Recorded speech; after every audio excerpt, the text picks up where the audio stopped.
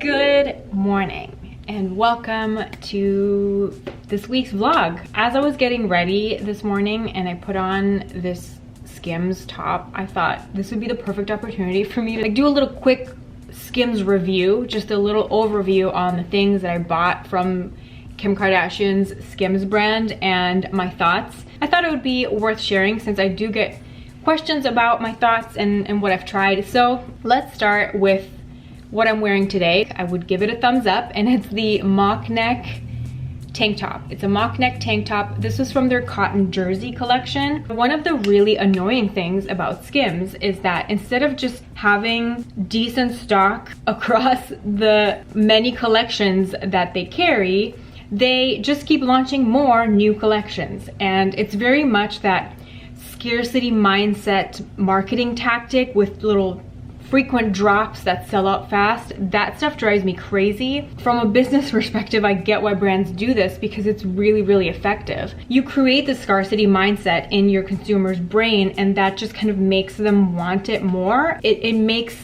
the consumer more prone to making really off-the-cuff impulsive purchases, and maybe you'll buy more than you were originally going to buy. I'm a size small in this mock neck top and I really love it. I would definitely recommend it if and when they restock. From the cotton jersey collection, they also have a dipped thong that I really, really love as well. It's really, really comfortable, and again, they had beautiful colors as well. Hopefully they will restock because I do want to buy more of those. My other favorite thing from Skims is the scoop neck bralette.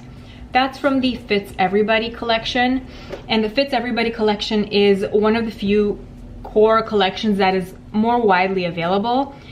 You can also find stuff from this Fits Everybody line at Nordstrom, at Essence. If you're in Canada, Essence is a Canadian retailer, so you can order Skims stuff without having to pay customs or duties or anything, which is great. I usually just order from the Skims website, but I did see Skims in person at Nordstrom before. The Fits Everybody scoop neck bralette is my #1 product recommendation from the brand.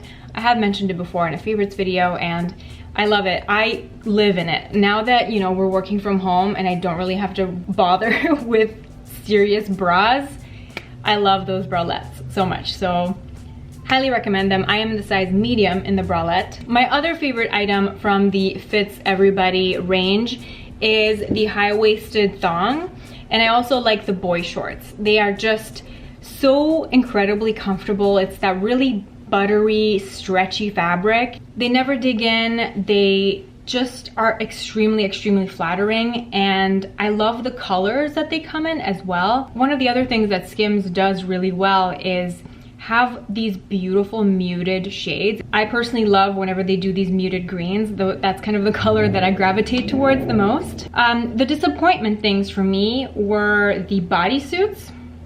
I guess I can show you that. Now, while this wasn't a total miss, I mean, I did keep it. I didn't return it because, you know, there are certain things that I like about it. Again, I love the color. I love the fabric. This is, again, from the Fits Everybody collection. The collections that they do depend on the type of fabric that they use for that collection. So the Fits Everybody collection all has this like really buttery, really stretchy fabric. And this is like the square neck bodysuit.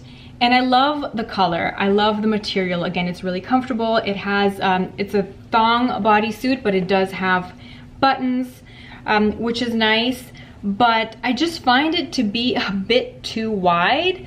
Like, I just, on my body, it's not the ideal cut for my body, I guess, because this is really, really wide. And on my body, when I wear this, my shoulders aren't broad enough to get this to just sit evenly, because I always get like a little cowl neck effect whenever I wear this. So that's not ideal, but I love the color. Then the other disappointing thing was from the cotton rib collection. The waistband is really tight and the actual like thong part is really long, so it just feels like, I don't know, like my torso isn't long enough for that particular thong style. For the boy shorts, I think that those shorts are designed with a curvier figure in mind. Somebody with a smaller waist and wider hips. Like it fits, it's fine. It's just not the most flattering. I find that the waistband is quite tight, but in the hip area, I kind of have like a little bit of extra fabric. So it's not the perfect fit for my body type. I think that's it. That's kind of all I wanted to cover. If you have any questions, of course, please feel free to put them below, but that's about all I wanted to cover in this department.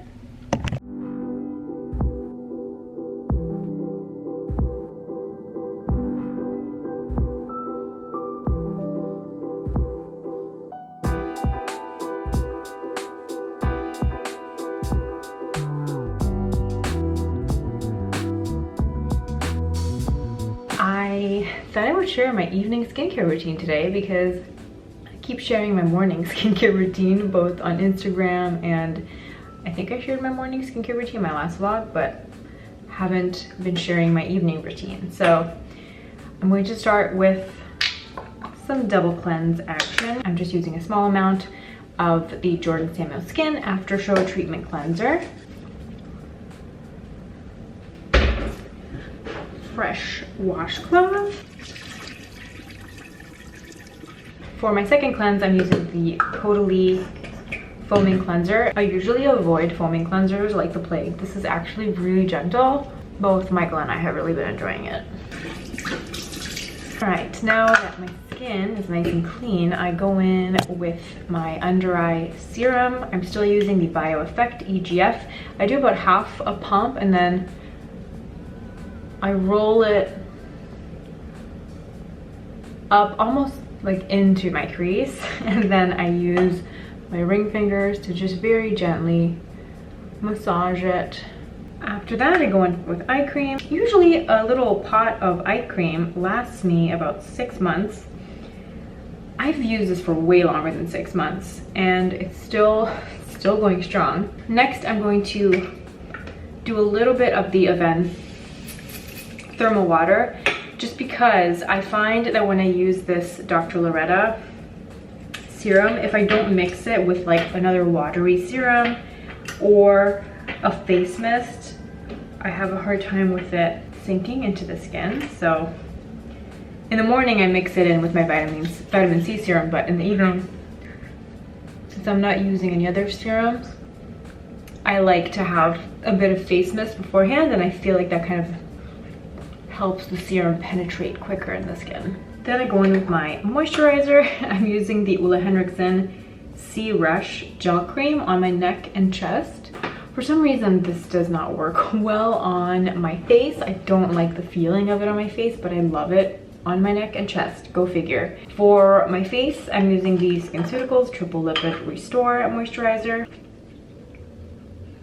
Now then I wait a few minutes for all of this to sink in. I'm gonna brush my teeth, then I'm gonna go in with my tretinoin.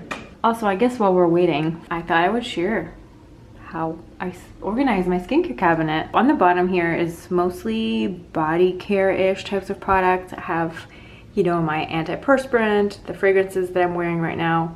In here, I have some fragrance samples.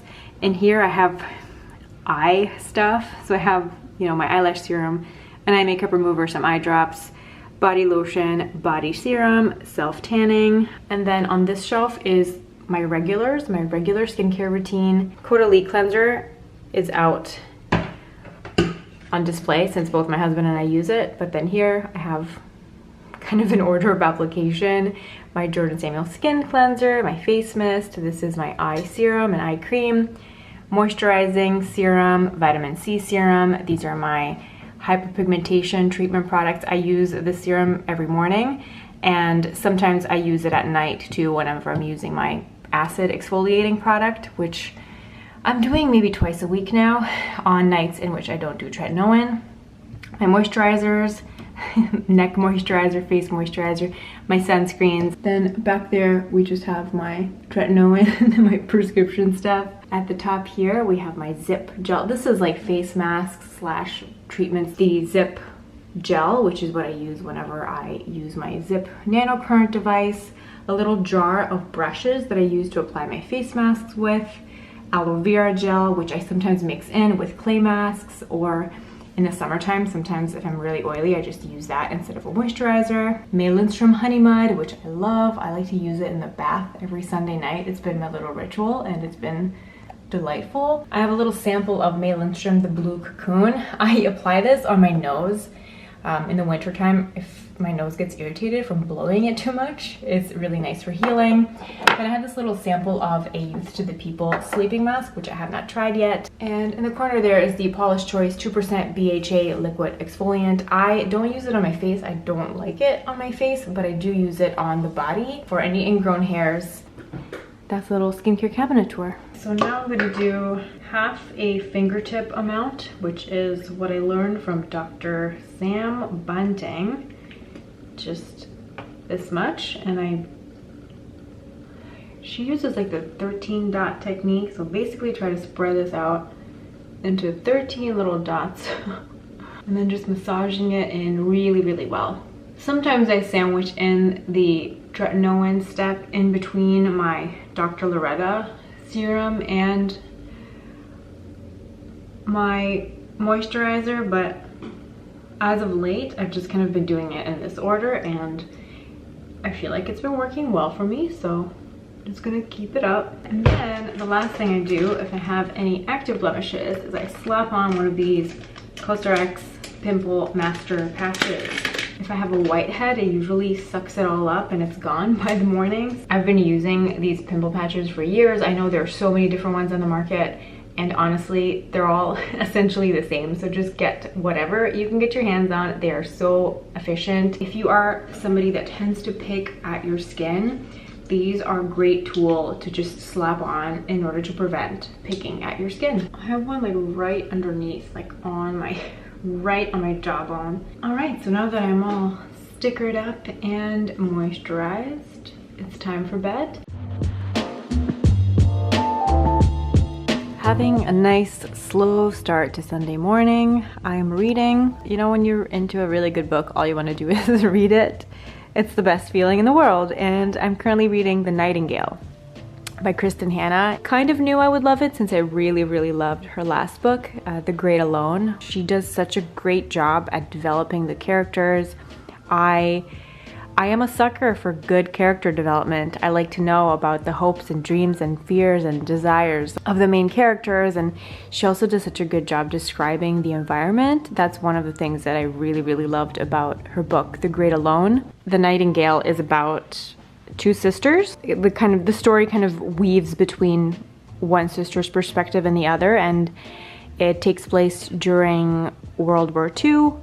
In Nazi-occupied France. So I'm just going to be sitting here for a while, devouring my book, and then later I think we're going to get some takeout pastries and lunch from a new restaurant that opened in the area.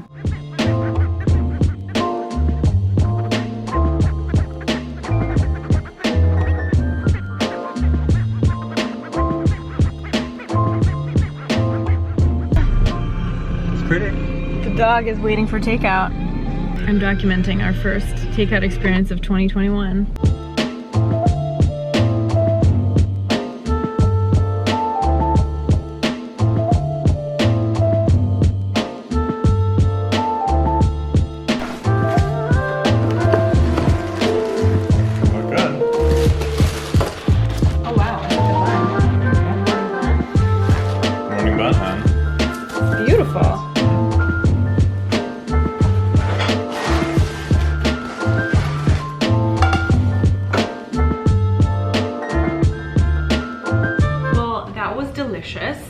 I look like the Michelin man, but anyway, that was a new restaurant that just opened. It's called Dixboro House.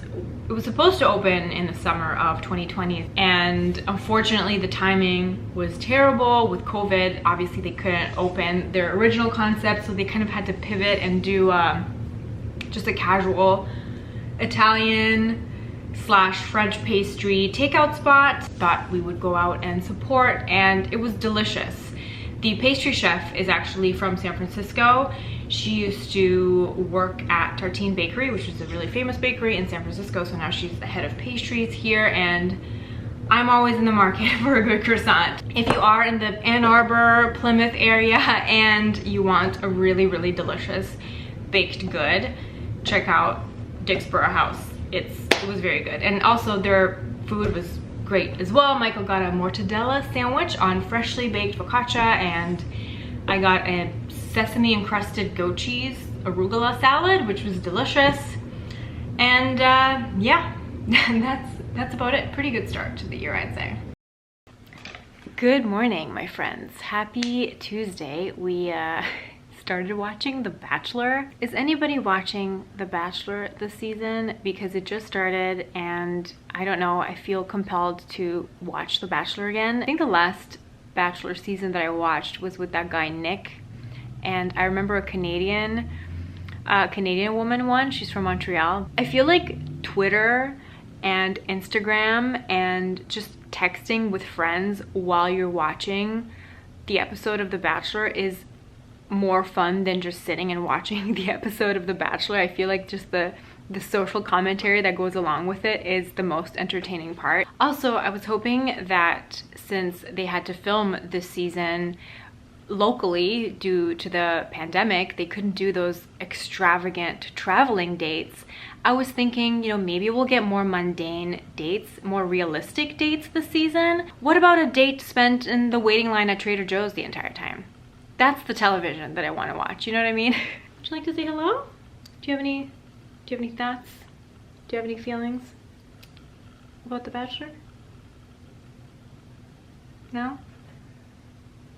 And before I go downstairs to our home office / dining room, this is my cozy work from home outfit today. It's this Zara sweater. It's not very recent, but it's also not very old. I sized up because I wanted like that extra slouch factor, and I wanted to be able to wear it with leggings. I wanted it to be long enough to cover my butt, so the size medium is perfect for that. Black leggings are from Lululemon and they're very comfortable. I don't know what style they are. They're really, really old. And I paired them with my cozy Uniqlo Heat Tech socks, Madewell slippers, and I'm ready to go. I do have an exciting little unboxing to share with you. I guess I ordered it last year, but it did not arrive until this week. It's from The Real, kind of a meant to be story. I tried on these shoes in summer 2019. We had a really wonderful girls trip to Chicago. My best friends, we went to visit Dina, and I tried on these shoes, but at the time, I did not want to spend the full price on them, especially given the color and the material. But then I saw them dramatically reduced on The Real and my size, and obviously since I tried them on in the store, I knew exactly what my size would be in this style. And it's something that I always recommend doing if there is a more expensive designer item that you're after.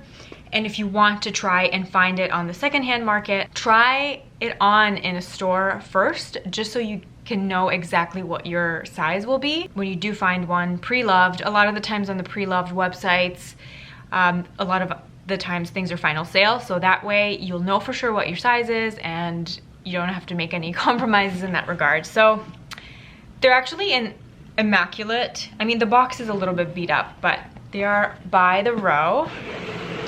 It's a pair of loafers, the Row minimal loafers. So they come with the original box, the dust bag, nice and minimal. And here they are. They're like in pristine condition.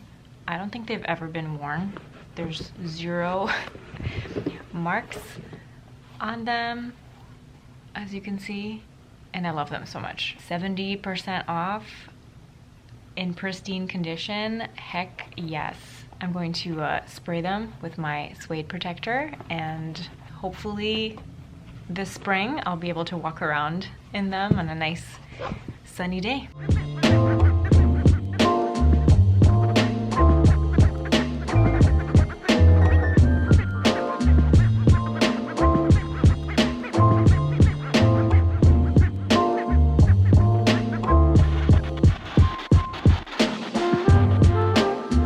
Good morning. It's Saturday. The sun is shining.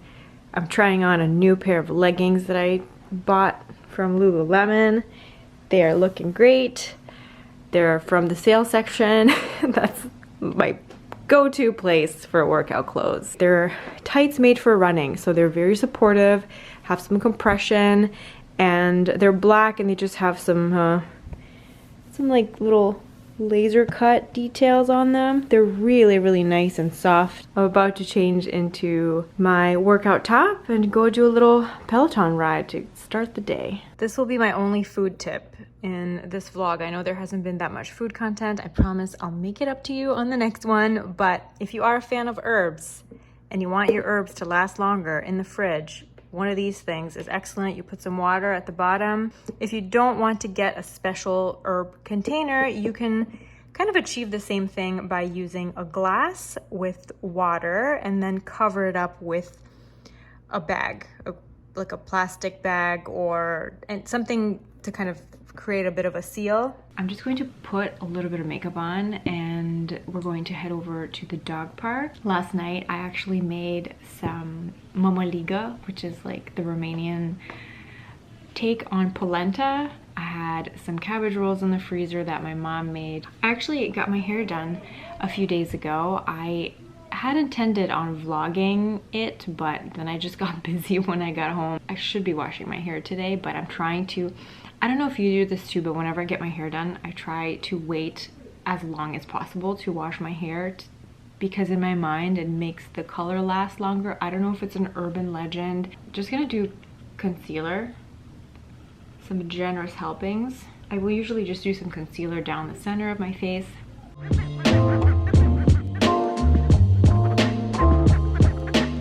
So this is kind of my weekend makeup look. Don't really know why I put lip gloss on considering I'll be taking it off in half an hour when we leave the house.